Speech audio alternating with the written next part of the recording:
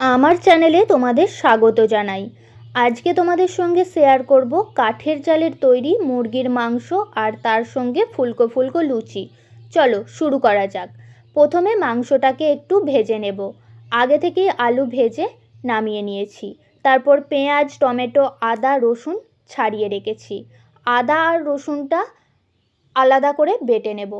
মাংসটা করার জন্য কড়াইয়ে সরিষার তেল দিয়ে দেব। তারপরে তেলটা গরম হয়ে গেলে চিনি দিয়ে দেব।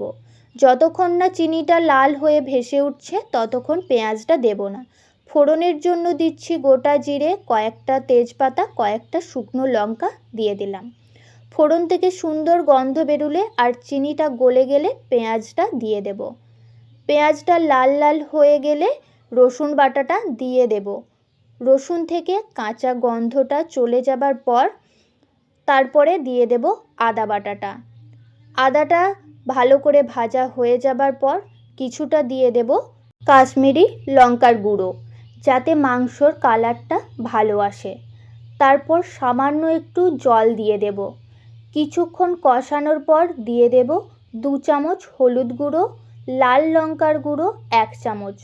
লঙ্কাটা আপনারা আপনাদের স্বাদ মতো দিয়ে দেবেন। তারপর দিয়ে দেব 2 চামচ জিরে গুঁড়ো দিয়ে মশলাটা ভালো করে কষিয়ে নিতে হবে। তারপর সামান্য একটু জল দিয়ে দিলাম যাতে মশলাটা না পুড়ে যায়। এরপর ভালো করে নাড়তে থাকতে হবে যতক্ষণ না পর্যন্ত মশলা থেকে তেলটা ছাড়ে। মশলা থেকে তেল ছাড়লে বুঝতে হবে মশলাটা কষানো হয়ে গেছে। তারপর মাংসটা দিয়ে দেব। পরিমাণ মতো নুন দিয়ে দেব। তারপর মাংসটা ধীরে ধীরে নাড়তে হবে যাতে মাংসগুলো ভেঙে না যায়। মাংসটা কিছুক্ষণ কষানোর পর টমেটো কুচি দিয়ে দেব।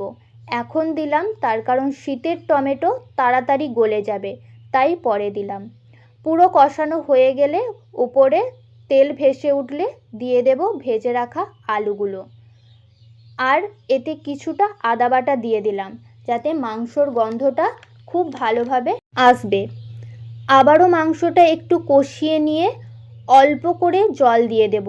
বেশি জল দেব না, তার কারণ মাংসটা কষা কষা হবে। মাংসটা কিছুক্ষণ সিদ্ধ হওয়ার পর নামিয়ে নেবার কিছুক্ষণ আগে দিয়ে দেব ধনেপাতা কুচি আর কিছুটা কাঁচা পাকা লঙ্কা দিয়ে দিলাম। পুরোপুরি মাংসটা সিদ্ধ হয়ে যাবার পর কিছুটা গরম মশলা দিয়ে মাংসটা নামিয়ে নেব।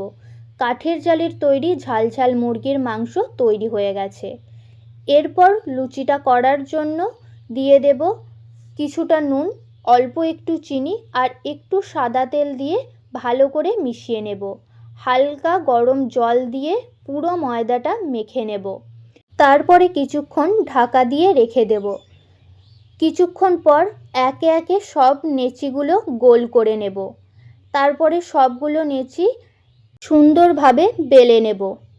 প্রত্যেকটা লুচি খুব সুন্দরভাবে বেলা হয়ে গেছে। এরপরে দিয়ে দেব কড়াই সাদা তেল। তেল গরম হয়ে গেলে একে একে সবগুলো লুচি ছেঁকে নেব। আর প্রত্যেকটা লুচি এই রকম সুন্দরভাবে ফুলে উঠছিল। দারুণভাবে প্রত্যেকটা লুচি ফুলছিল। আর দারুণ টেস্টি টেস্টি রেসিপি দেখতে হলে আমার চ্যানেলটা সাবস্ক্রাইব করে দিও। এই রেসিপিগুলো তোমাদের কেমন লাগলো কমেন্টে জানিও। আর আমার চ্যানেলে নতুন হলে চ্যানেলটা সাবস্ক্রাইব করে দিও। টাটা।